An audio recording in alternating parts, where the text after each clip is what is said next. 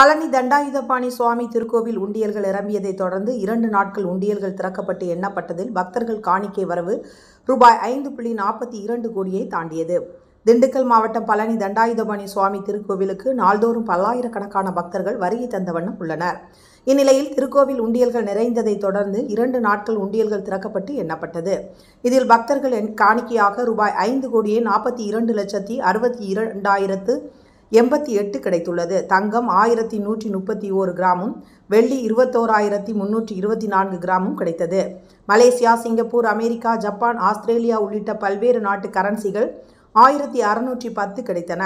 இவை தவிர பித்தளை வேல், ரிஸ்ட் வாட்ச், ஏலக்காய், முந்திரி, நவதானியங்கள், பட்டைகளையும் பக்தர்கள் காணிக்கையாக செலுத்தியிருந்தனர்.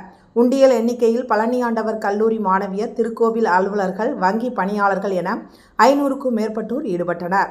பழனி கோவில் இணை ஆணையர் மாரிமுத்து, துணை ஆணையர் வெங்கடேஷ், உதவி ஆணையர் லட்சுமி, அறங்காவலர்கள் என பலர் பங்கேற்றனர்.